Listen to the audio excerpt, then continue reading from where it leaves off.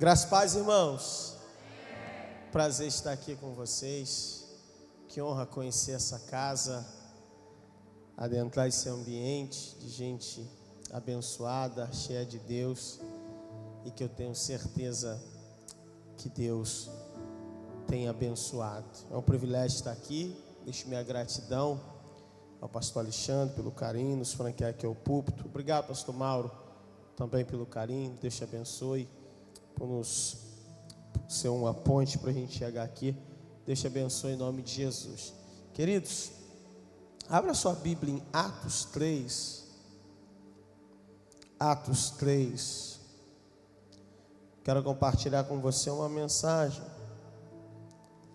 que certamente vai te abençoar e Deus continuará a falar com você. Deixa aberta em Atos 3. Isso. O pastor estava dizendo aqui. Eu estava em... Quem é que conhece bem o estado da Bahia? Bahia, tem ali alguns banhos. Eu estava em Itaberaba, no interior da Bahia, né? Aí vim, parei, dormi em Governador Valadares, pertinho aqui. Aí saí de Valadares, muita obra na estrada. Aí cheguei aqui em paz, né? Fazendo igual Abraão, percorrendo a largura da terra, que Deus vai nos entregar. Atos, capítulo 3, você achou aí? Diz assim, ó: e Pedro e João subiam juntos ao templo, a hora da oração, a nona. E era trazido um homem que desde o ventre de sua mãe era coxo, o qual todos os dias punham a porta do templo, chamada Formosa, para pedir esmola aos que entravam. O qual, vendo a Pedro e a João que iam entrando no templo, pediu que lhe dessem uma esmola. E Pedro, com João fitando os olhos nele, disse: olha para nós. Verso 5: e olhou para eles, esperando receber deles alguma coisa. E disse Pedro: não tenho prata nem ouro, mas o que tenho, isso te dou. Em nome de Jesus Cristo Nazareno, levanta-te e anda. E tomando pela mão direita o levantou, e logo seus pés e artelhos se firmaram. E saltando ele, pôs-se em pé, e andou, e entrou com eles no templo, andando e saltando e louvando a Deus. Você pode bendizer o Eterno aí? Você pode levantar sua mão em direção à minha vida e me abençoar? Você pode declarar palavras de bênção sobre mim, sobre a minha casa essa noite? Declarar o favor de Deus aqui mais uma vez. Aleluia. Eu creio que conforme você me abençoa, Deus vai me usar para te abençoar aqui essa noite também. Você crê nisso? Queridos, esse texto fala-nos que Pedro e João subiam juntos ao templo à hora da oração. Os apóstolos possuíam o hábito da oração. Era uma prática comum na igreja primitiva, a oração. Como minha mãezinha me ensinou e repete-se até o dia de hoje, oração é a chave da vitória. Eles subiam juntos ao templo à hora da oração. E o texto dá um detalhe: a hora nona. Diga comigo, a hora nona. Veja, eles eram parceiros de oração. Se você arrumar um companheiro de oração, você já está bem na história. Se você tiver alguém para orar por você e orar com você, você já está bem. E eles subiam juntos ao templo à hora da oração. Os judeus tinham um hábito de alguns horários eles realizarem orações específicas no templo. E dentro desse horário estava o horário da tarde. Veja, esse horário da tarde, quando você vai lá no livro de Lucas capítulo 1, a Bíblia diz que Zacarias, pai de João Batista, sacerdote, ele entrou no templo para oferecer o quê? Incenso. E enquanto ele oferecia incenso no templo, o que acontecia? O povo aguardava do lado de fora, orando. Por que, pastor, o povo aguardava do lado de fora? Conforme a fumaça do incenso subia, o povo entendia que a oração deles estava subindo até Deus. E como o incenso tinha um cheiro agradável, perfumado, eles entendiam que a oração deles também estava subindo até Deus de uma forma agradável. Como certa feita diz o salmista: suba a minha oração perante ti como incenso suave. Escute, e Pedro e João estão subindo ao templo na hora da oração. Eles se deparam com um homem que todos os dias era colocado ali a fim de pedir esmola. Diga comigo, todos os dias. Diga mais forte, por gentileza. Todos os dias colocado ali para pedir esmola. Veja, por que aquele homem pedia esmola? Por que aquele homem pedia esmola? O texto dá um detalhe. Esse homem, ele era coxo. E ele era coxo desde o ventre da sua mãe. Ele nasceu nessa condição. E coxo, a palavra coxo significa manco. Logo, esse homem tinha algum tipo de enfermidade nos pés que o impossibilitava de ficar de pé, de se locomover, de se equilibrar. Logo, como naquela época não tinha auxílio emergencial, não havia INSS, nada disso, ele não tinha uma outra opção para viver dignamente, senão pedindo, senão mendigando, senão dependendo da caridade de alguém. Pois bem, é assim que ele vive. Ele está no acesso ao templo porque ali era um movimento muito grande de pessoas. E quando ele vê Pedro e João entrando no templo, ele, opa, mais alguém chegando, mais alguém vindo aqui, e eu vou arrumar mais um dinheiro. Você pode me dar uma prata? Você pode me ajudar? Você pode me dar um dinheirinho aí? E Pedro olha para aquele homem e diz assim: eu não tenho ouro nem prata, mas o que eu tenho, isso eu te dou. Em nome de Jesus Cristo Nazareno, levanta-te e anda. Irmãos, a palavra saiu com tanto poder, a palavra saiu com tanta unção, e Pedro tinha tanta ousadia naquilo que ele estava liberando. Vou repetir de novo.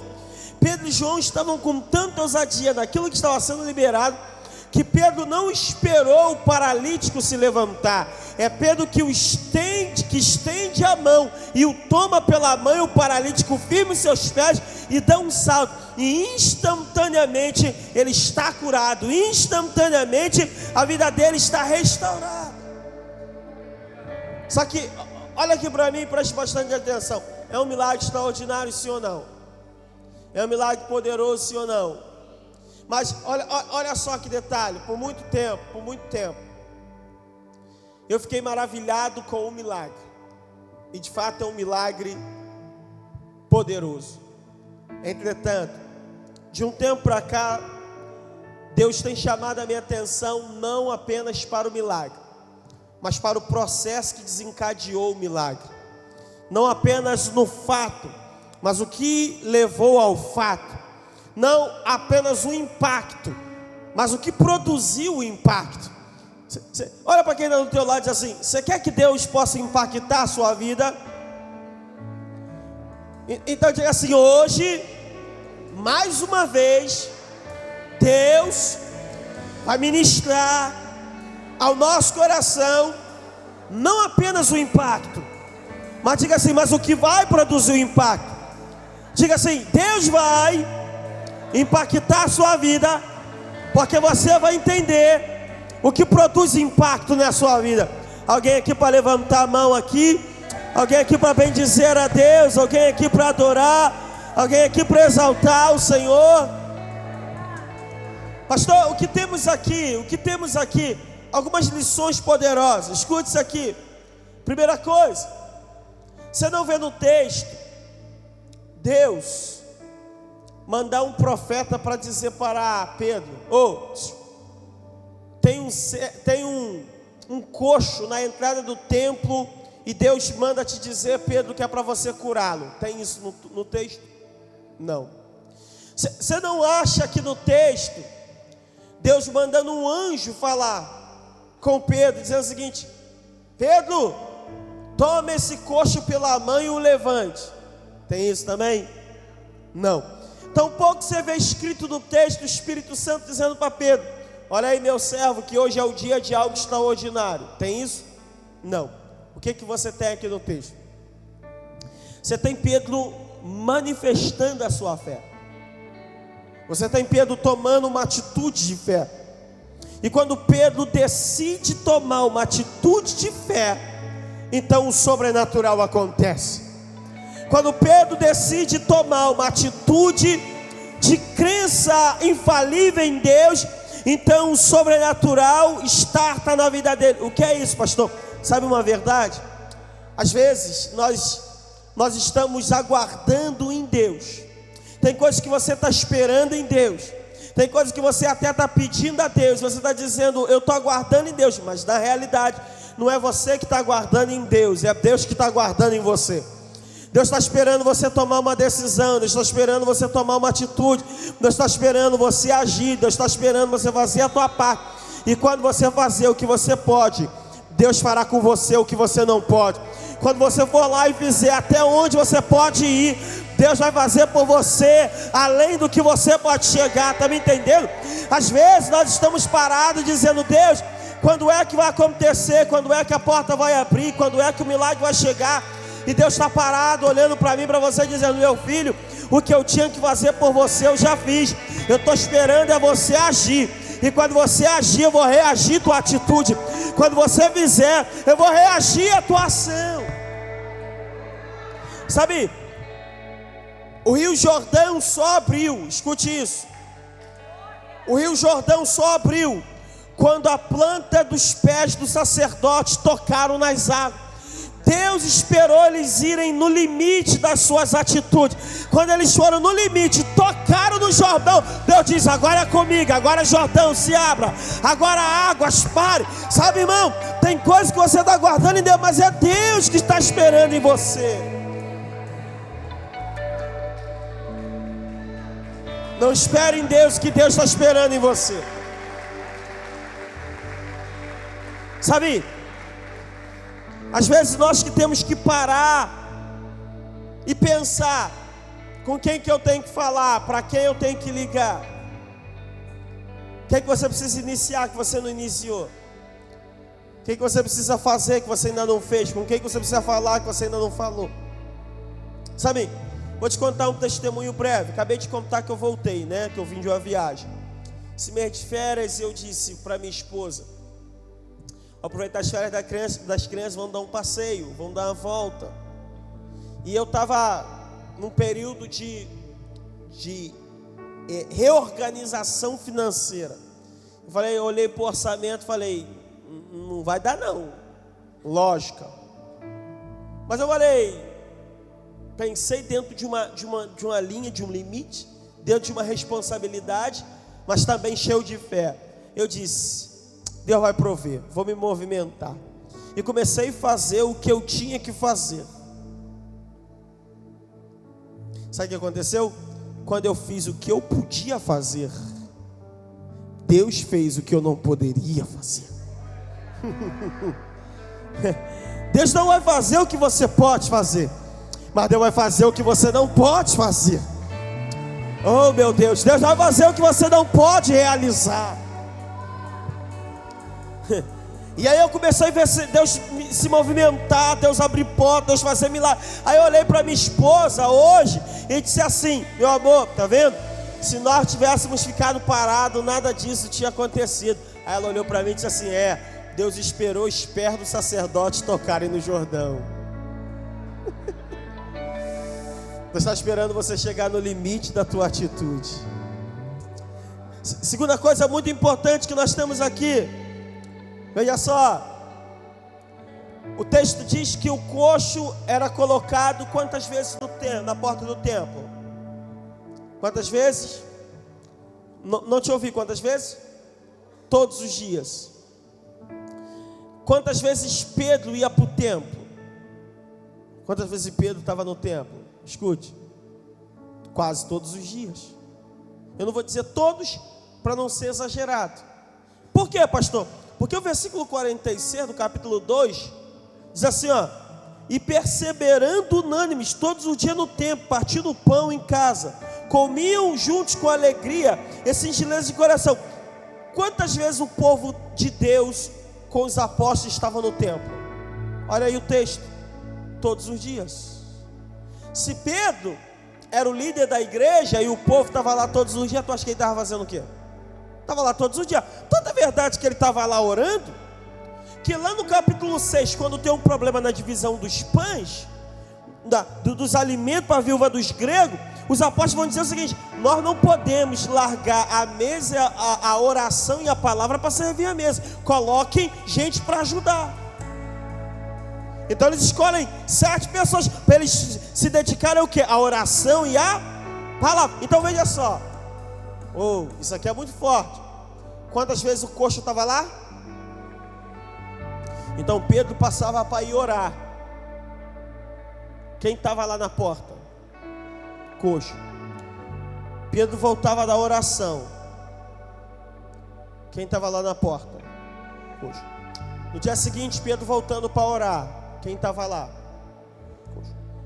Pedro voltava da oração. Quem estava lá? Coxo. E assim sucessivamente. Agora, detalhe: Pedro entrava, o coxo estava. Pedro saiu, o coxo estava. O que a gente aprende aqui?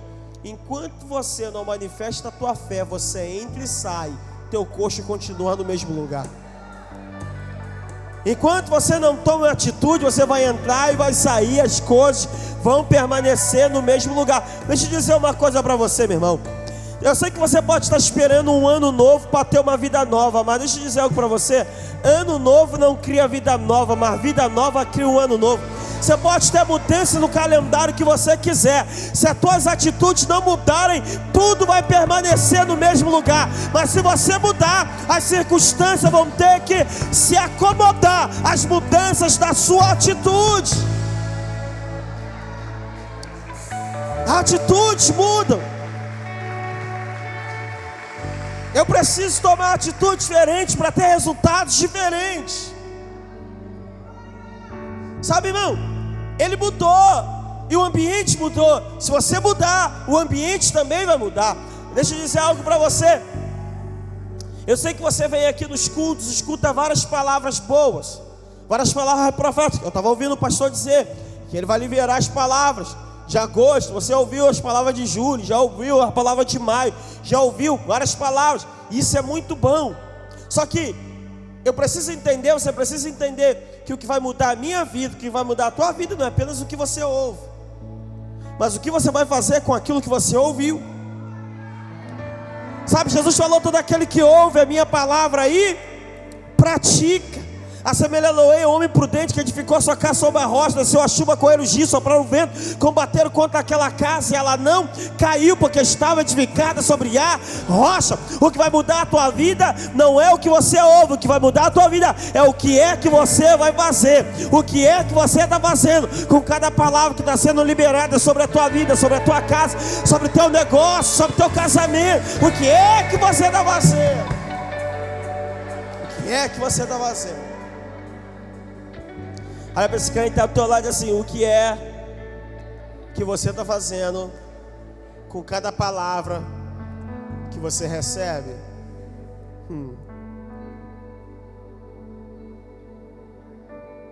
Quer que eu te diga uma verdade? Tem vezes que nós nem de palavra nova estamos precisando, porque nós nem obedecemos a instrução velha.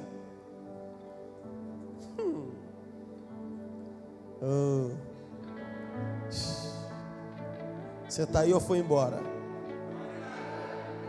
Escute, vou te fazer uma pergunta. Você acha que é possível que esse coxo tenha visto Jesus? e Jesus o tenha visto? Uma pergunta. Vale a pena a gente considerar. Você acha que esse coxo pode ter visto Jesus e Jesus possa tê-lo visto? Hã? Vamos analisar. Quantos anos tem esse coxo? Atos 4, verso 22 diz que ele tem mais de 40 anos. Quantos anos Jesus morreu? 33. Então, a idade é próxima, sim ou não? Então vamos continuar aqui.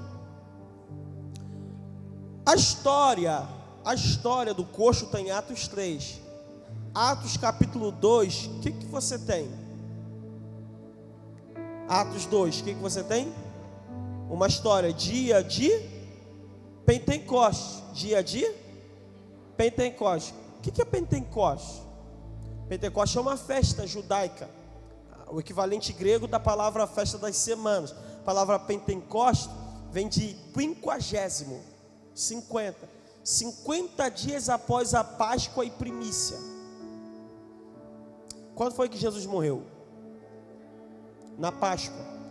Então Atos capítulo 2 tem aproximadamente apenas cerca de 50 dias após a morte e ressurreição de Cristo. Vamos lá? Vamos voltar mais um pouquinho? Tá bom. Quando Jesus foi preso, lá no Getsemane, quando ele foi preso, ele olhou para os soldados que vieram prendê-lo e disse assim: por que é que vocês vieram para me prender como se tivesse prendido a um ladrão e salteador? E vocês não me prenderam antes e todos os dias eu estava ensinando no templo? Onde Jesus estava ensinando todo dia? Onde Jesus estava ensinando todo dia?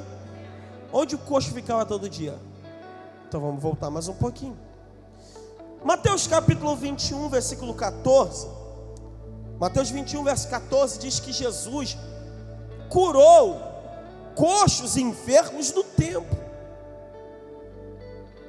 Mateus 21, verso 14 diz que Jesus curou coxos e enfermos no templo. Sim ou não? Está escrito, colocou aqui, curou onde? Onde? No templo. E onde o coxo ficava? Ora, então vou te fazer uma pergunta. Se Jesus curou os coxos que foram até ele no templo, por que Jesus não curou esse coxo que estava perto dos outros coxos que foram curados no templo?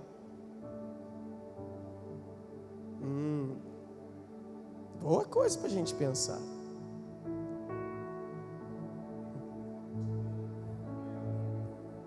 Então vamos analisar aqui. Você já reparou que às vezes Deus vem na tua vida, abre uma porta, abre outra, faz um milagre, faz outro, realiza uma coisa, realiza outra, mas às vezes parece que tem sempre uma coisa que Ele nunca muda, sempre uma área que Ele nunca opera, sempre uma porta que parece que Ele nunca abre? Quem já teve essa sensação? E você diz: não é possível, parece que tem uma cabeça de porco enterrada aqui. Tudo mudou menos isso, tudo se abriu menos isso. O que está acontecendo aqui na minha vida? Deixa eu dizer uma coisa para você. Pedro era o líder da igreja primitiva. Então preste atenção no detalhe. Se Jesus tivesse curado esse coxo, quando é que Pedro iria aprender a manifestar a sua fé? Esse milagre é o primeiro milagre da igreja primitiva. Se Jesus tivesse curado esse coxo, quando é que Pedro ia aprender a manifestar a sua fé? O que você precisa entender é que Deus faz vários milagres, abre várias portas, mas tem sempre uma coisa que Ele deixa, justamente por uma razão, para agora você ter que exercitar a tua fé naquilo que Ele já ministrou sobre a tua vida. É como se Deus estivesse dizendo: tudo que você me viu fazer e ensinar foi a aula teórica, agora você vai ter tua aula prática. Pegue tudo aquilo que eu liberei sobre você e põe em prática, e você vai ver o milagre sendo liberado, a porta se abrindo, o sobrenatural acontecendo, o céu vindo sobre a tua vida. Você lembra de Mateus capítulo 13? Jesus conta várias parábolas. Conta várias parábolas, várias. Pega o capítulo inteiro e conta várias parábolas. Aí vem contando parábolas. Só você vir vendo os capítulos e conta parábolas. Aí daqui a pouco vem uma grande... Ele vai atravessar o mar da Galileia, ele deita no barco. E o que ele faz? Dorme. O que acontece? Vem uma grande tempestade. Os discípulos vão acordar ele e diz assim: Senhor, não te importa que pereçamos? Não é assim? Desesperado: Senhor, acorda! Não te importa que pereçamos? Aí Jesus: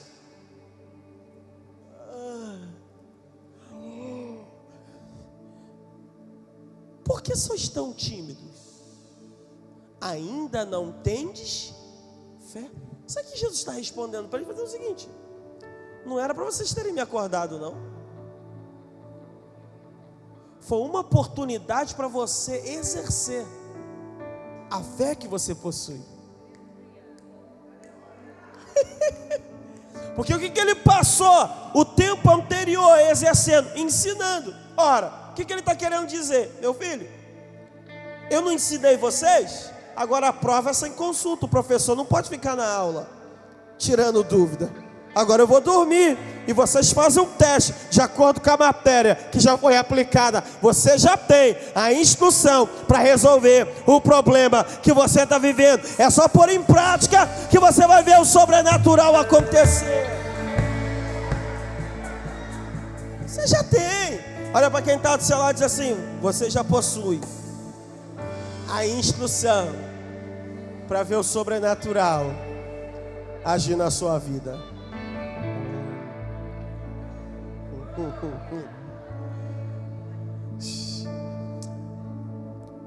A pergunta aqui é: o que acontece quando nós decidimos manifestar a nossa fé? Repita após mim: o que acontece quando eu decido manifestar a minha fé? Você que está nos acompanhando pela internet, o que acontece quando eu decido manifestar a minha fé? Escute isso. Número 1: quando você manifesta a sua fé, sua visão aumenta. Porque o texto diz assim, versículo Pedro, o versículo vai dizer o seguinte: e Pedro com João, verso 4, e Pedro com João, fitando os olhos nele, disse: olha para nós. Veja, Pedro fitou os olhos no coxo. Enquanto Pedro não manifestava a sua fé, ele entrava e saía, sem reparar no coxo. Mas o dia que ele manifesta a fé, ele não consegue passar e ver o coxo apenas pela visão periférica. Ele precisa encarar o coxo. Sempre que você manifestar a sua fé vai ampliar sua visão. Sempre que você manifestar a sua fé vai mostrar para você o que você não enxergava antes. Sempre que você manifestar a sua fé, a tua fé vai te mostrar detalhes em coisas que você já estava acostumado a ver e a enxergar. Na verdade, a fé vai te mostrar 10 vantagens onde você só via desvantagens. A Bíblia diz: clama a mim, responder-te-ei, anunciar-te-ei coisas grandes e firmes que tu... Olha aqui que a Bíblia está dizendo: coisas grandes e firmes que tu não sabe. Tu não sabe, mas não significa que não existe. Existe e você não sabe. Então quando você clama, Deus mostra a você coisas que existem e você não sabe, coisas que existem e você não conhece, oportunidades reais que você não está enxergando. Sabe, eu gosto quando Agar sai com um cântaro de água e Ismael. Abraão despede Agar e ela sai com um cântaro de água e Ismael. Aí ela sai com o cântaro de água, Ismael. No meio do caminho acaba a água. Aí sabe o que vai acontecer? Ela começa a chorar. O anjo brada: Agar, o que você tem? Eu ouvi a voz do menino. Ela estava chorando por quê? Por que ela estava chorando? Diga: acabou a água. Diga, ela estava no deserto, sem água. Deserto sem água, o que significa? Morte por desidratação. Então acabou a água, ela está chorando. Agora olha como é que o anjo responde. O que você tem? Das duas uma. Quando você diz para alguém o que você tem, o que há, o que você tem, das duas uma. Ou você está dizendo, me conta o teu problema que eu vou resolver. Ou você também está dizendo, o que você tem? Você está reclamando sem motivo, sim ou não? Quando a mãe fala para o filho, o que há, o que você tem? Não é assim? Agora observe o texto. O texto diz que Deus abriu os olhos de Agar para ela ver o poço. Você pegou o que está escrito? O texto diz que Deus abriu os olhos dela para ela ver o poço. O texto não diz que Deus abriu o poço já estava lá. Ela ia morrendo de sede perto da fonte. Ela ia morrendo de sede perto daquilo que ela precisava. Talvez você venha nessa noite pedir para Deus abrir um poço, mas Deus não precisa abrir poço para você. Você já tem um poço. Você precisa que Deus te dê paz e tranquilidade para enxergar a fonte que já está na tua vida e você não está enxergando, a porta que Ele já abriu e você não está vendo, a provisão que Ele já te deu e você não está alcançando. Olha para essa pessoa que está ao teu lado e diz assim, calma. Diga, seu problema é nervosismo. O nervosismo não está te deixando enxergar aquilo que Deus já te deu.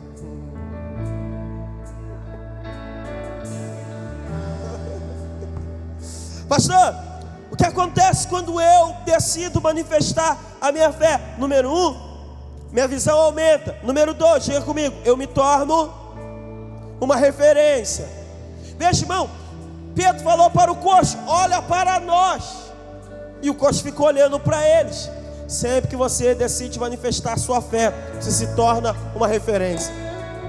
Tinha um monte de gente passando por aquela entrada, mas os olhos do coxo estavam em quem? Em Pedro e em João. Sempre que você manifestar a tua fé vai te destacar. Você pode não perceber, mas as pessoas te percebem. A tua fé atrai a atenção das pessoas.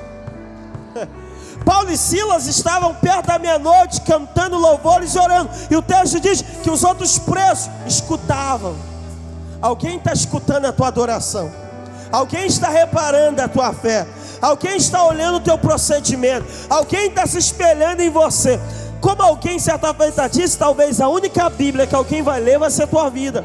E alguém está olhando para a tua vida. Alguém está olhando para o teu comportamento. Alguém está olhando para a tua fé. Escute. Diga assim comigo, quando eu manifesto a minha fé, eu me torno uma referência. Escute, o que o ser humano precisa? De referência. Você precisa de referência para tudo. Precisa de referência, pastor? Preciso. Para tudo você precisa de referência. Quando você quer fazer o que é correto, você usa referência. Você fala assim, quero ser igual fulano. Não é assim? Quero cantar igual a ele, quero dançar igual a ele, quero ser rico igual a ele. Não é assim? Quero pregar igual a fulano, quero orar. Agora, quando você quer fazer besteira, você também usa referência. Você fala assim, Beltrano também faz, Ciclano também faz. Então, se eu sei quem são tuas referências, eu já sei para onde tua vida está caminhando.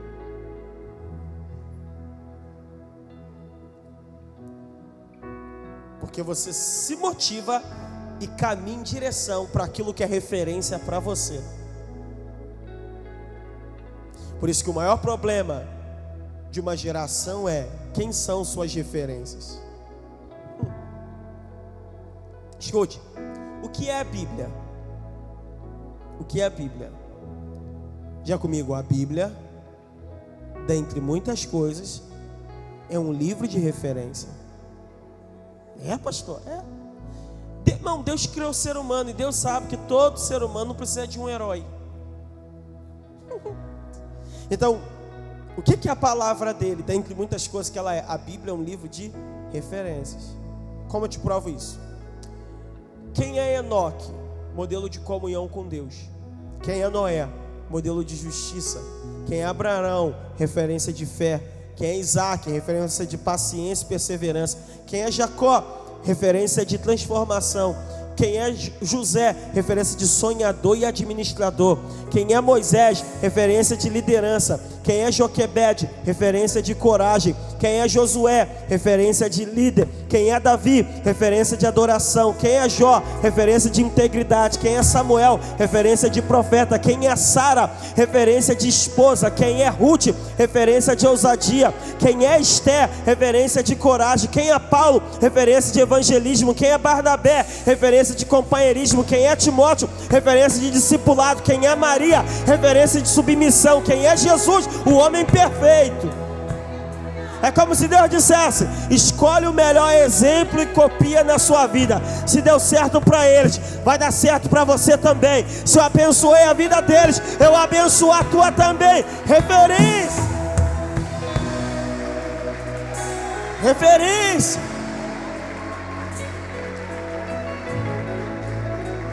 Quando você manifesta a sua fé, você se torna um referencial. Agora escute. Pedro olhou para o coxo e disse assim: olha para nós. Diga assim: olha para nós. E o coxo olhou. E o texto diz: esperando receber alguma coisa. Aí Pedro falou assim: olha para nós. Aí o coxo olhou, esperando receber alguma coisa. Aí Pedro olhou para ele e disse assim: ó, não tenho. Frustrou ou não frustrou o cara?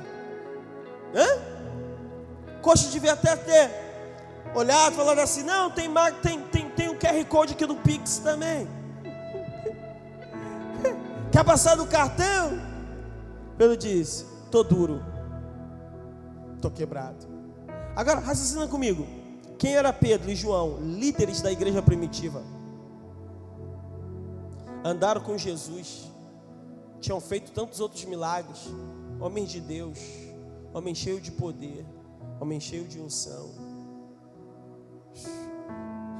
Pedro olha para o coxo e diz assim: não tenho.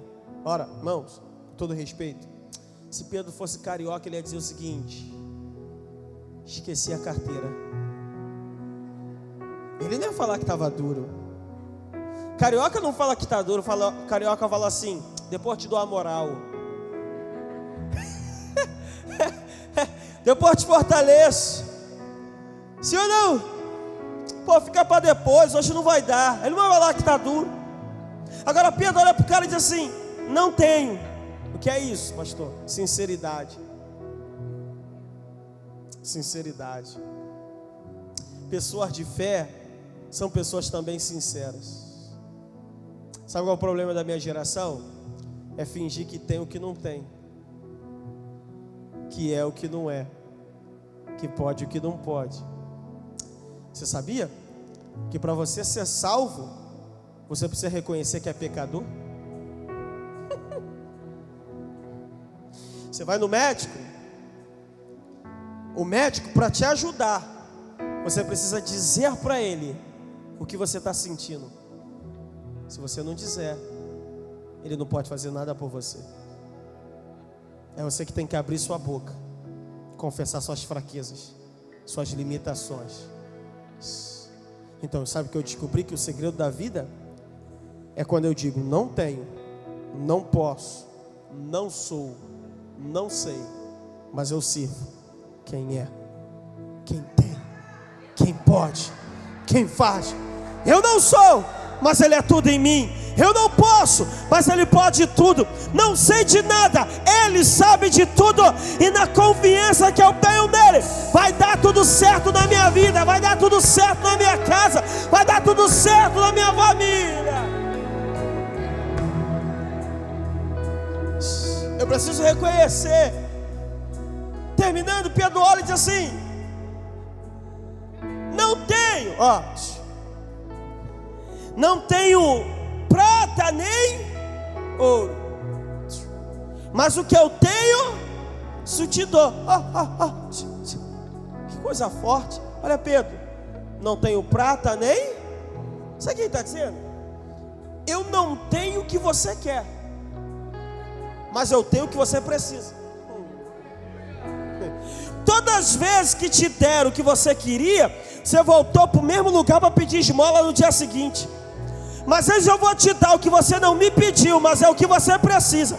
Mas o que eu vou te dar, você nunca mais vai voltar aqui para pedir. Você nunca mais vai voltar para essa vida. Você nunca mais vai depender de ninguém. Você nunca mais vai ficar com um prato. O que é que você tem? Eu tenho Jesus. O que é que você tem? Eu tenho a palavra. O que é que você tem? Eu tenho Cristo. O que é que você tem? Eu tenho o filho de Davi. O que é que você tem? Eu tenho o leão da tribo de Judá. Eu tenho o primeiro e o último. Eu tenho o Alfa e o Ômega. Eu tenho o Todo-Poderoso. Eu tenho Jesus de Nazaré.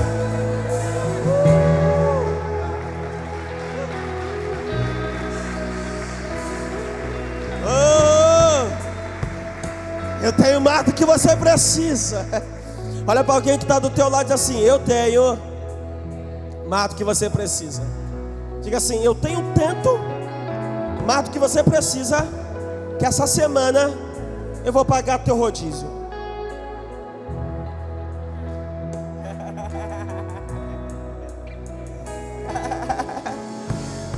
Vamos fechar? Escute. Vou falar uma coisa para você, mas você me promete que não vai contar para ninguém, beleza? Promessa? Falar igual os americanos, promessa do mindinho. Vamos lá? Beleza? Então vamos lá. Pastor, por que esse milagre aconteceu? Permita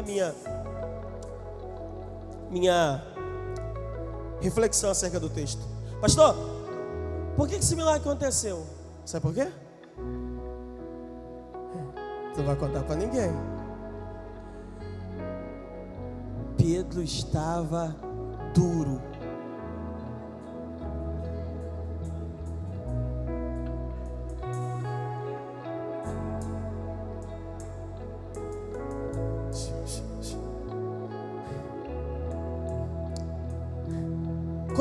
Quando o coxo pediu, ele meteu a mão no bolso.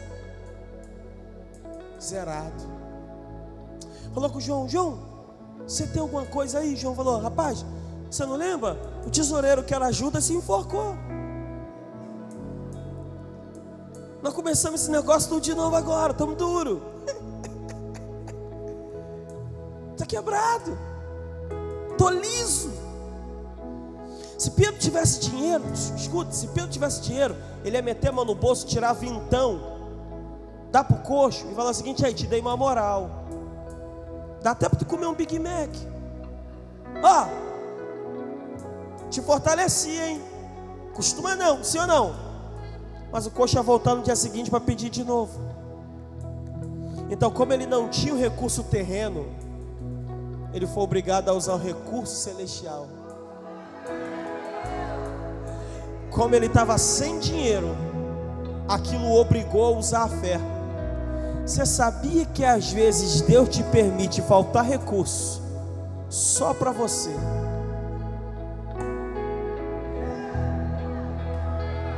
Usar a fé. Não entendi, pastor. Porque se ele usa o recurso, o coxo ia continuar coxo. Mas como ele usou a fé, o coxo nunca mais voltou a ser coxo. Ia ganhar muito mais dinheiro do que como coxo. Não entendi, pastor. Se você usar só teu recurso, você fica limitado. Mas se você usa a fé, você fica ilimitado. Por que eu fico ilimitado? Porque eu vou me conectar com Deus que pode tudo, faz tudo. E para Ele nada é impossível. Vai acontecer muito mais do que você pensou. Vai acontecer muito mais do que você sonhou. Eu não tenho, Deus tem, eu não posso, Deus pode. A tua fé em Deus pode. Tem alguém aqui para crer nessa palavra? Tem alguém aqui para perceber essa palavra?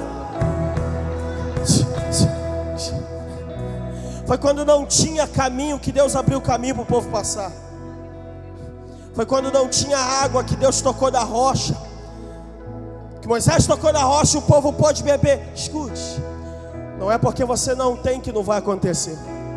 Justamente porque você não tem, que o Jeová Jireh vai se manifestar. Alguém aqui para pegar essa palavra? Alguém aqui para dar um brado de vitória e celebrar Deus aqui? Alguém aqui para receber essa palavra e dizer: Jeová Jireh vai se manifestar na minha vida, na minha casa, na minha família. Se você crê, dê um aplauso bem forte ao nome do Eterno.